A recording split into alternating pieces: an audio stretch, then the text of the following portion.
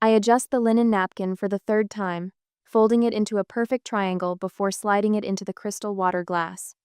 My grandmother's china gleams under the dining room chandelier, bone white with delicate gold trim, each plate positioned exactly 1 inch from the edge of the table. The silverware lies perfectly parallel, spaced with mathematical precision. Perfect. As it should be. As I am expected to be. My hands tremble slightly as I place the final water glass. I pause, inhaling deeply to steady myself. Everything must appear normal tonight. The table setting is merely the opening act of a performance I've rehearsed for weeks. The memory flashes unbidden, standing in our walk-in closet 3 weeks ago, reaching for Jace's navy suit to send to the dry cleaners. The receipt that fluttered from his pocket. Oceanfront King Suite, Carmel Valley Lodge, $429 per night. Business expenses, naturally. Except his business meeting was supposedly in Sacramento. One small discrepancy that unraveled everything. The doorbell chimes, jarring me from the memory. I smooth my black dress, check my reflection in the hallway mirror, and open the door with a practiced smile. "Marin!" My half-sister Rowan sweeps in, trailing the scent of coconut and sea salt perfume. Her blonde hair falls in perfect waves, her boutique owner style impeccable as always. The table looks amazing. She kisses my cheek, her eyes already scanning the house. "Though I thought you said 8 people, the table's only set for 6. "Plans changed," I answer, taking her designer coat. "Smaller gathering." She studies me with slight confusion, then shrugs. "Well, intimate is always better. Is Jace home yet?" The casual mention of my husband's name sends a jolt through my chest. "Running late as usual. You know Jace and his client meetings." "I certainly do." The doorbell rings again. My mother, Evelyn, enters with her typical flair, wearing an emerald green dress that complements her silver hair. At 65, she commands attention in any room. "Darling," she says, kissing the air near my cheek. Her gaze immediately lands on the table setting. "You've put out the Haviland. Interesting choice. I would have used the Wedgwood for a dinner this important." Of course she would. Nothing I do quite measures up to her standards. "The Haviland was grandmother's favorite," I reply, voice deliberately light. "Yes, well," she inspects a fork. "I suppose tradition has its place." Rowan jumps in. "Mom, did you see the new spring collection at my boutique? The buyers from Nordstrom are considering picking up 3 pieces." "That's wonderful news." My mother beams, instantly animated. "I always said you had the business sense in this family." The front door opens without a knock. Jace, my husband of 8 years, enters, his confident stride carrying him directly to me. He's handsome in that conventional way that photographs well at charity events, strong jaw, kind eyes that crinkle when he smiles. Eyes that lie. "Sorry I'm late." He kisses my cheek, his cologne mingling with something else, something floral and familiar. "Traffic was brutal coming from downtown." "Not downtown." I bite my tongue. "Perfect timing," I say instead. "We're just waiting for Talia." On cue, the doorbell rings. My best friend enters with a tall man I've never introduced to my family. "Everyone, this is Nash. He's a new waiter at Bellini's," Talia explains smoothly. "He's helping me tonight as a favor." Nash nods politely. Only Talia and I know he's actually a licensed private investigator who specializes in surveillance. We settle around the table, wine poured, appetizers served. Conversation flows with practiced ease. I maintain my roly attentive wife, dutiful daughter, supportive sister, while watching Rowan's eyes flit nervously to Jace whenever she thinks no one notices. "The boutique is doing amazingly well," Rowan announces, gesturing with her wine glass. "We've expanded to a second location." "That's quite an investment," I comment. "Commercial real estate isn't cheap in La Jolla." "Good business sense pays off," my mother says with obvious pride. "Rowan always had the business acumen in the family." Unlike me, the implication hangs unspoken. "Speaking of business," Jace interjects, "that conference in Carmel last month might lead to some exciting opportunities. The oceanfront setting really inspires creative thinking." Rowan's hand freezes mid-reach for her water glass. A flash of panic crosses her face before she recovers. "Carmel is beautiful this time of year," she murmurs. I check my watch discreetly. 8:59 p.m. Precisely as planned. "I'd like to propose a toast," I announce, rising from my seat. The crystal glass feels cool against my fingers as I lift it. "To family."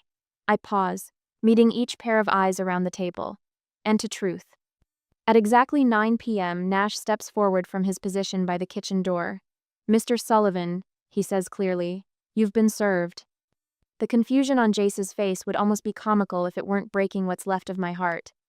I walk calmly to the credenza and press a button on the remote control. The dining room television flickers to life, displaying crystal-clear security footage of the Carmel Valley Lodge. Jace and Rowan walk into frame, his hand resting possessively on the small of her back as they check in together. The dining room falls silent. Jace's face drains of color. Rowan's eyes fill with tears. My mother's sharp intake of breath cuts through the quiet. "Marin," Evelyn says, her voice tight with controlled panic, "you're making a terrible mistake." I look at the three people who should have loved me most, who instead conspired behind my back, and feel something hard and certain settle in my chest. "No," I reply, my voice steady for the first time in years. "I believe you three already made that mistake." The leather portfolio feels heavy in my hands, not from its physical weight, but from the devastating evidence inside.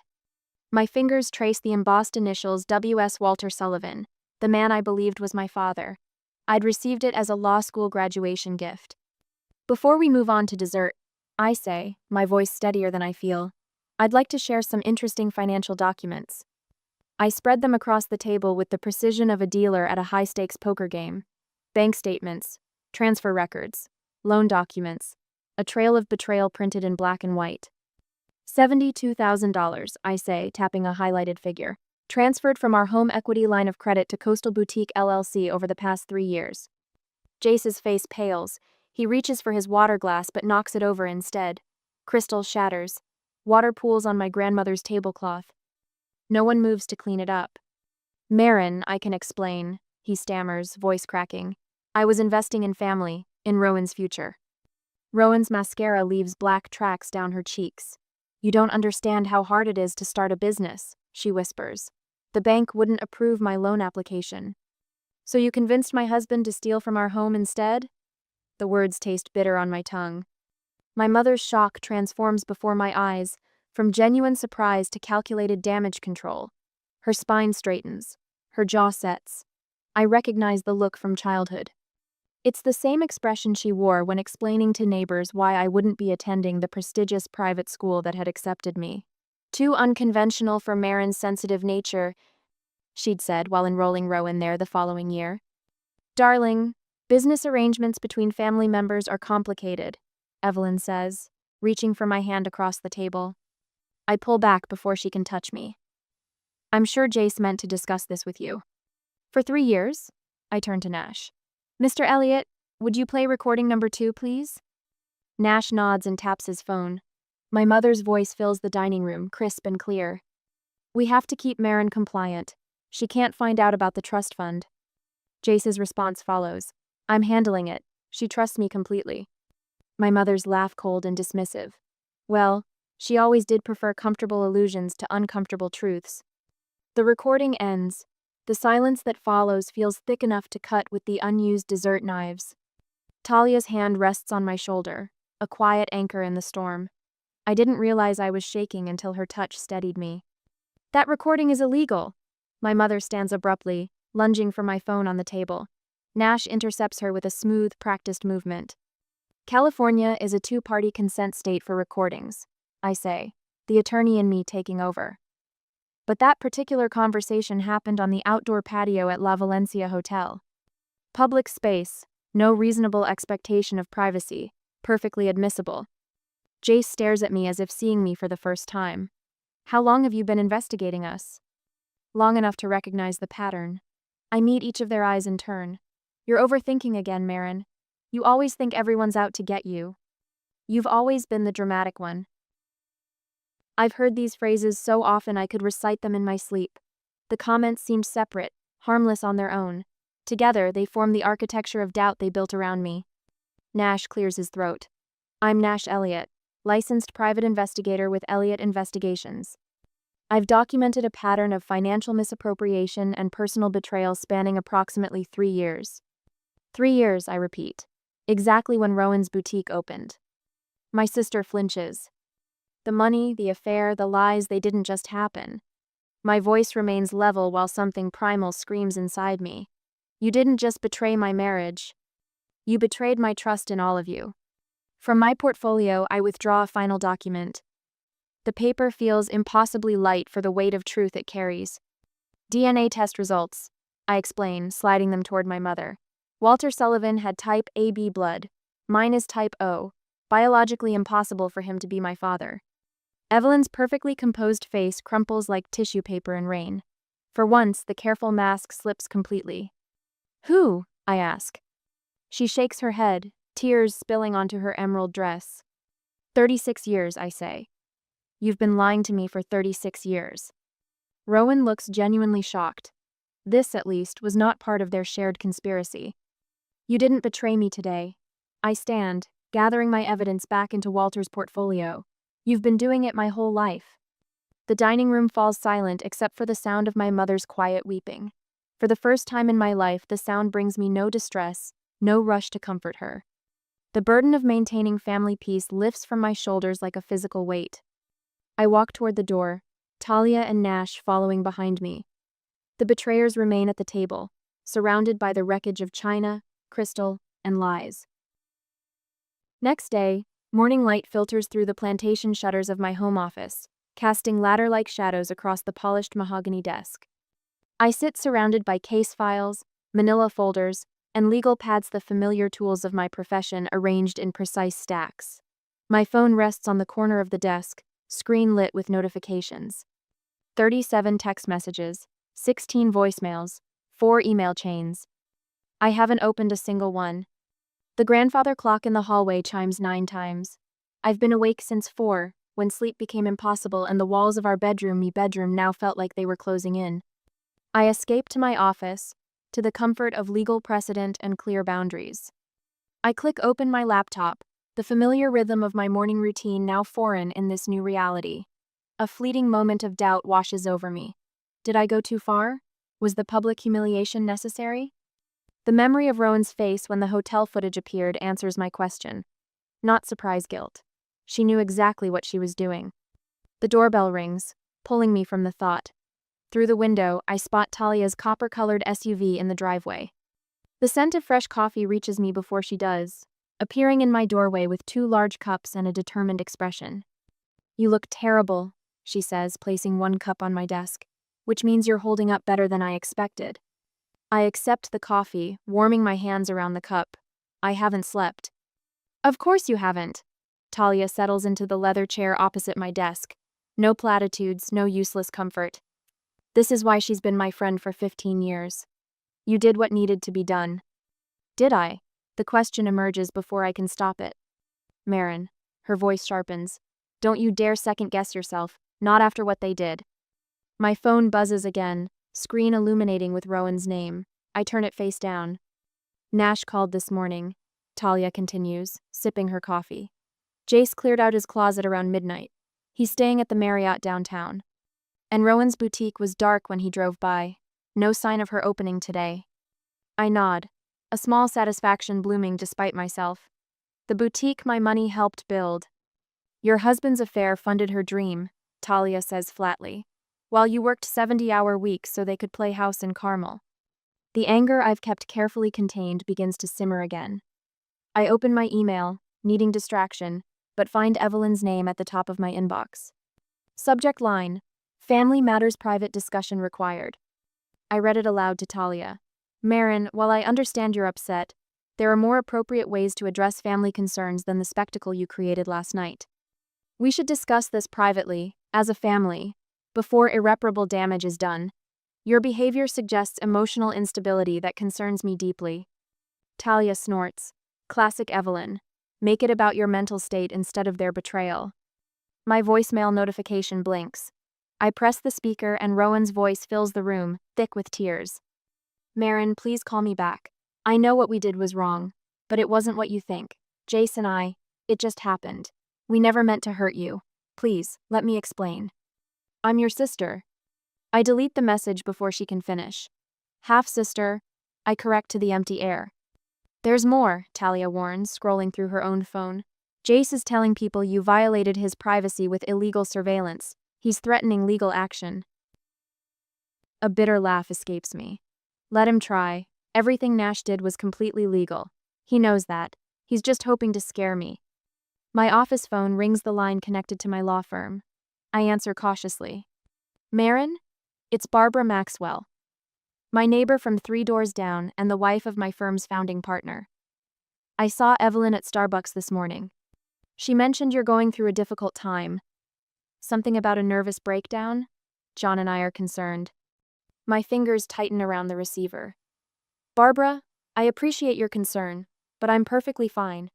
I've discovered some difficult truths about my marriage, but my mental health is intact. After assuring her I'll be in the office tomorrow, I hang up and meet Talia's gaze. She's already spinning the narrative, I say quietly, making me the unstable one. Of course she is. Talia leans forward. What's your counterattack? Silence. I close my laptop with a decisive click. For now, I have a meeting with Catherine Langford at 11. The divorce attorney? Smart. I need to see my father first. 2 hours later, I stand beside Walter Sullivan's grave in the Veterans section of Cypress View Memorial. American flags dot the landscape, fluttering in the gentle June breeze. His headstone is simple name, rank, dates. The man who raised me for 36 years, coached my softball games, helped with science projects, walked me down the aisle. Not my biological father. I place white roses on the granite marker, my throat tight. You were my real father in every way that matters.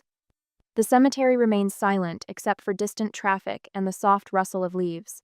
I kneel beside the headstone, brushing away fallen leaves with careful fingers. Do you remember when Tommy Reynolds pushed me down in 4th grade?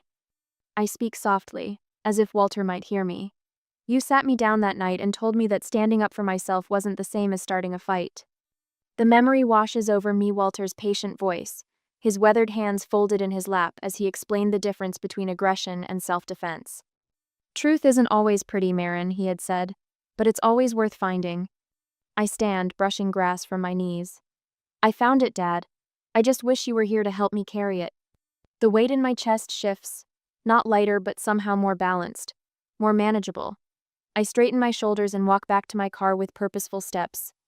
That evening, I sit at my dining room table, the scene of last night's revelation now transformed into a makeshift recording studio. A professional microphone stands before me, connected to my laptop.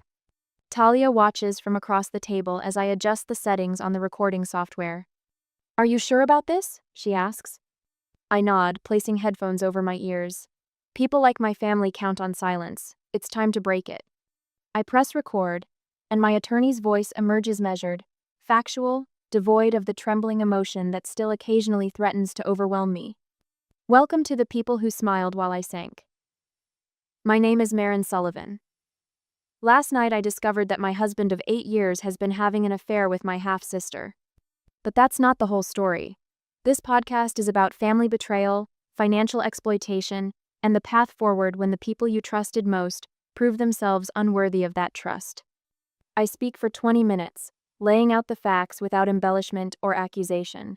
The affair, the financial deception, the gaslighting that made me question my own instincts for years, the paternity revelation that rocked the foundation of my identity.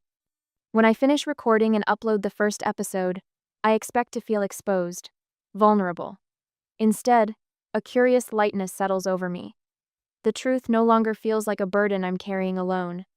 By morning, my inbox contains dozens of messages from strangers sharing similar stories of betrayal and recovery. The podcast is trending locally in San Diego. A cousin texts to say he heard Evelyn's tennis friends discussing it at the club. The silence is broken, and in its place, I find my voice. The first call comes at 6:17 a.m., 3 days after the dinner. Uncle Frank's number flashes on my screen. A man who sends Christmas cards but hasn't spoken directly to me in years. Marin, he starts, his voice carrying that particular tone reserved for wayward children. Your mother is devastated. I place my coffee mug on the kitchen counter with deliberate care. Is she? This isn't like you. The podcast, the public accusations. This isn't how our family handles things. Our family. As if that still exists. How does our family handle things, Uncle Frank? By stealing from each other? By sleeping with each other's spouses? My voice remains level, a skill honed through years of courtroom testimony. A heavy sigh travels through the phone. You're not thinking clearly. Your mother only wants what's best for you. She made that clear when she lied about who my father was for 36 years. The silence stretches between us. I end the call before he can respond. By noon, 4 more relatives have called. By evening, my inbox contains 27 messages from extended family, each one an identical blend of concern and recrimination. The law firm corridors feel different now. Colleagues who once sought my advice suddenly find urgent business elsewhere when I approach. At the partners' lunch, 2 empty chairs bracket mine like parentheses. Barbara canceled, my assistant murmurs, sliding a folder across my desk, and Thomas had an emergency client meeting. Both had enthusiastically RSVP'd yesterday. I open my laptop and find an email from a longtime client. Considering our options for representation going forward. No explanation needed. Evelyn serves on the board of his family foundation. My phone chimes with a notification. Rowan has posted new merchandise on her boutique's Instagram, Family First, emblazoned across cotton t-shirts in delicate script. Because loyalty matters more than anything. The irony would be laughable if it weren't so calculated. That evening, Talia forwards a text from our mutual friend Caroline. Jace says Marin is having some kind of breakdown. We're all so worried.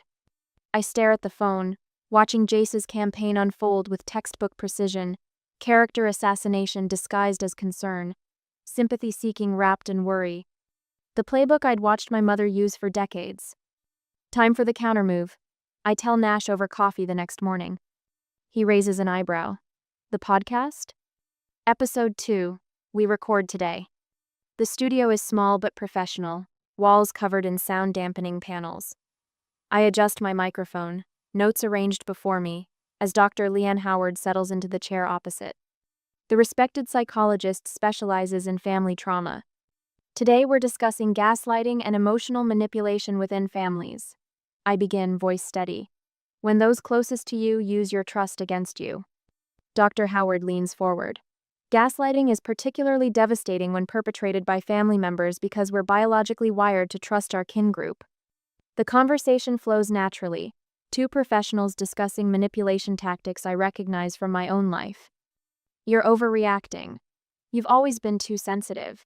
No one will believe you anyway. Nash joins for the second segment, sharing cases of financial abuse in relationships. The control of resources is about power, not money. He explains. It's designed to keep the victim dependent. I don't mention Jace or Rowan or my mother by name. I don't have to. The patterns speak for themselves. By evening, the episode has 20,000 downloads. By morning, 75,000. By week's end, it's featured on 3 national women's empowerment platforms. Silence protects the wrong people. I say in the final segment, words I've rehearsed countless times. When you speak truth, you reclaim your own voice. The fallout is swift and satisfying. 2 of Jace's largest clients put their contracts under review. The bank opens an investigation into potentially unauthorized fund transfers from our joint accounts. The local business journal runs a small notice about foreclosure proceedings against Rowan's boutique expansion. My mother's name disappears from the patron list of the arts foundation she's served on for 20 years. Meanwhile, my own practice thrives. 3 new clients seek me out specifically because of the podcast, each escaping financial entanglements with controlling partners. I begin specializing in a field I understand too well. The call comes exactly 1 week after the second episode airs. Evelyn's number. I let it ring 4 times before answering. Marin. Her voice breaks on my name. We need to talk. I believe we said everything at dinner. Please, just coffee, somewhere public. A pause. I just want my daughter back. 2 days later, the coffee shop is neutral territory, equidistant between our homes. I arrive 10 minutes early, claiming a corner table with clear sightlines to the door. She appears precisely on time, dressed in understated beige, her silver hair artfully arranged. No jewelry except her wedding band, the picture of maternal restraint. Thank you for coming, she says, settling opposite me. Her eyes are rimmed red, tissues clutched in one manicured hand. I say nothing, waiting. I made mistakes, she continues. Terrible ones. But I've always loved you, Marin. Always wanted what was best. The speech continues, perfectly calibrated to hit every emotional note: the wounded mother, the family peacemaker, the victim of circumstance. "Excuse me," I say when she pauses for breath. "Restroom." In the small bathroom, I splash cold water on my face. As I reach for a paper towel, Evelyn's purse left behind on the counter chimes with an incoming message. The screen lights up automatically. From Rowan. "Did she buy it? We need to get ahead of this podcast situation before." I don't read the rest. Don't need to. When I return to the table, Evelyn dabs her eyes with a tissue. "As I was saying, we just want our family back together." I gather my coat and bag. "Don't bother crying, Mother. I already recorded your greatest performance." Her face freezes mid-sorrow. For the next podcast episode, I add, though there is no recording, the one about false reconciliations. I walk out into sunlight, leaving her with her cold coffee and colder calculations, feeling something like peace steal over me for the first time in months. Next week, the cream envelope sits on my desk like a snake coiled to strike. Rowan's looping handwriting sprawls across the front my name in her familiar cursive that always tilted just a bit too far right, as if her words were perpetually falling forward. I trace my fingertip along the sealed edge, feeling the expensive cotton paper she favors for her boutique's thank you notes. Next to it lies the formal letter from Jace's attorney, threatening defamation action if I release another podcast episode. The legal jargon is impeccable, each paragraph designed to intimidate with references to irreparable harm and malicious intent. I almost admire the craftsmanship. My phone buzzes with a text from Carol Jenkins, who sits on 3 charity boards with my mother. "Evelyn looked absolutely devastated at church yesterday. The pastor is concerned about you, Marin. Maybe you could call him?" I place the phone face down without responding. The third act of their performance is right on schedule. The intercom buzzes. "Mrs. Westbrook is here to see you," my assistant announces. Talia enters carrying 2 coffee cups and wearing a look of concern. "Another flying monkey arrived?" she asks, nodding toward my phone. "Carol Jenkins this time. Apparently, Mother has recruited our pastor." Talia hands me a coffee. "Your mother works faster than FEMA after a hurricane." And leaves similar destruction. I sip the coffee, letting the bitter warmth ground me. Rowan wrote. I tap the envelope. "Are you going to read it?" My finger slides under the flap, breaking the seal with a satisfying tear. The scent of her perfume wafts up coconut and sea salt, the same fragrance she wore the night she sat across from me at my dinner table while sleeping with my husband. I unfold the heavy stationery and read the first line. "Marin, I know words can never undo what happened, but you've always been more than a sister to me." The memory crashes over me like a wave me 16th birthday. Mother had promised a small celebration dinner, just family. I'd spent the afternoon preparing, baking my own cake because I wanted it to be perfect. 8 o'clock came and went. 9, 10. Near midnight, they finally arrived, Mother and 14-year-old Rowan, flushed with excitement from a surprise trunk show at a boutique downtown. "We lost track of time," Mother explained while Rowan modeled her new sundress. My birthday went unmentioned. The cake sat untouched in the refrigerator, where I found it the next morning with a note from Mother. "Too many calories anyway, dear." Another memory surfaces me law school graduation. Standing on the steps of Stanford Law, searching the crowd for my family. Finding them eventually, Rowan holding court among my classmates, Mother beaming beside her. "Your sister is considering fashion merchandising," Mother told my constitutional law professor, so much more creative than legal work. And finally, my wedding day. Rowan as my maid of honor, adjusting my veil in the church dressing room. "Are you sure about that hairstyle?" she'd asked. "It's a bit severe for a bride." Later that night, I overheard her telling Jace, "My sister has always settled for safe choices. I'm glad she finally found someone exciting." I stand and walk to the small fireplace in the corner of my office, a luxury perk of making partner last year. With deliberate movements, I light a match and touch it to the gas starter. The flame catches immediately, blue at its core with orange licking upward. "Marin?" Talia watches, her coffee cup suspended halfway to her mouth. I hold Rowan's letter over the flame, watching as the corner blackens, curls, and ignites. The fire consumes her words quickly, erasing whatever justifications or manipulations she's crafted without my eyes ever seeing them. Some truths don't need to be heard. I say, watching the paper disintegrate into ash. They just need to burn. The letter crumbles into black flakes that drift down into the fireplace. I brush a speck of ash from my fingertips. Talia sets down her cup. I've never seen you so calm. Because I finally understand something. I return to my desk and open my laptop. Their power only existed because I gave it to them. My podcast interface glows on the screen. Episode title, How to Rebuild After Betrayal. The red record button pulses, waiting. Are you sure about this final episode? Talia asks. Jace's lawyer. Can't do anything about verifiable facts. I position my microphone. The bank's formal investigation announcement goes public tomorrow. Jace's company called this morning. He's been placed on administrative leave pending review. And Rowan? Her landlord called me looking for her. The boutique's been emptied overnight. Space is already listed for lease. Talia sits forward. Your mother? I pull up the local newspaper's website. The Community Voices section features Evelyn's letter prominently, the headline reading, A Mother's Plea for Forgiveness and Family Healing. She's playing her final card. I click the record button, but I'm not playing anymore. The podcast intro music fills my headphones. My voice flows with a steadiness that would have been impossible months ago. Welcome to the final episode of The People Who Smiled While I Sank. Today we're discussing how to rebuild when the foundation you thought was solid turns out to be quicksand. Talia gives me a thumbs up as I speak. My phone buzzes with another text, then another. I ignore them all. When I finish recording, Nash calls with his final report. Case closed successfully, he says. The bank has all they need for potential criminal charges on the financial aspects. Thank you for everything, Nash. After hanging up, I open my checkbook and write a substantial donation to the Family Healing Center, adding a note, in memory of Walter Sullivan, who showed me what true family means. I hand the check to Talia. Would you make sure this gets delivered today? She studies my face. You're really done with them, aren't you? The weight that has pressed on my chest for years feels suddenly lighter. No, I correct her. I'm finally beginning with me. At the present, the morning joggers nod as I pass, their familiar faces now part of my peaceful routine through Balboa Park. My shoulders no longer hunch against imagined criticism. My stride carries confidence I forgot I possessed.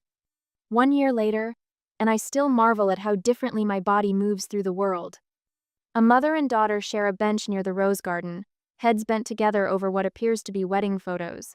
The daughter gestures excitedly while her mother nods, genuine delight lighting her weathered face. Their laughter drifts across the path. A familiar ache surfaces. Brief. Expected. Then it dissolves like morning fog. I grieved what I never had more than what I lost. My home office reflects this new understanding. Gone are the suffocating legal briefs that once towered on every surface. Instead, framed photos line the simplified desk, Talia grinning at our pottery class. My support group celebrating Margaret's 1-year milestone. Nash at the Legal Foundation's ribbon cutting, his rare smile caught mid-laugh. The china cabinet holds my grandmother's Haviland now, not hidden away for special occasions that never seemed special enough, but displayed where morning light catches the delicate gold trim. Every day deserves beauty. My journal lies open to yesterday's entry. Therapy session focused on boundary maintenance. Dr. Chen notes my progress in recognizing manipulation attempts, without emotional reactivity. The phone calls from extended family have stopped entirely. Relief, not loneliness, fills that silence. Small symbols of reclamation scatter throughout the room. The pearl earrings rest in their proper jewelry box instead of being clutched like talismans. Walter's business card from his construction company sits in a simple frame. Sullivan and Sons, it reads. Though he never had biological sons, he claimed me anyway. The contrast strikes me daily. This peaceful solitude versus the anxious compliance that once defined my existence. No one questions my choices here. No one measures my worth against impossible standards. My phone buzzes with updates I no longer seek but occasionally receive. Jace relocated to Phoenix, rebuilding his marketing practice from scratch. Rowan works retail at a department store, her boutique dreams requiring more integrity than she possessed. Evelyn maintains her La Jolla address, but her social calendar reflects her diminished standing. I feel no satisfaction in their struggles. Revenge tastes bitter when you no longer hunger for it. Their growth matters more than their suffering. Whether they achieve it remains their choice, not my responsibility. Evening brings me to the beach where this journey began. Waves crash against the shore with the same rhythm that once provided my only peace. Now they offer accompaniment to contentment. I slip the wedding ring from my finger. Kept on throughout the legal proceedings, it feels strange to remove now. Not painful. Strange. Like taking off shoes after a long day. A week later, a small wooden box holds other symbols of my former life. The hotel receipt that started everything. A photo from our wedding day where my smile never reached my eyes. Evelyn's last manipulation attempt. A Christmas card signed, "Your loving mother," as if love could be declared rather than demonstrated.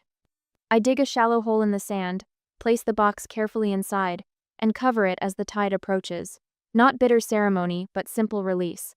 The ocean will claim what it will. My legal foundation for victims of financial exploitation opens next month. Nash has agreed to serve on the advisory board. 3 attorneys have already joined our team, each carrying their own stories of betrayal and recovery. New relationships form with deliberate authenticity. Michael from law school calls weekly now, our friendship rekindled on honest ground. Eleanor next door brings soup when I work late, expecting nothing in return but company. The support group has become chosen family, bonded by shared understanding rather than shared DNA. Occasional pangs of family loss still surface. During holidays. When I see fathers walking daughters down aisles, when mothers and daughters laugh together on park benches, I acknowledge these moments without letting them dominate. Some families we're born into, others we build. The tide reaches my feet as I stand watching the sunset paint the sky in shades of possibility. Tomorrow I'll return to meaningful work. Tonight I'll read beside the fireplace, listening to the silence that no longer frightens me. I don't need their forgiveness. I needed to hear myself again, and now I do.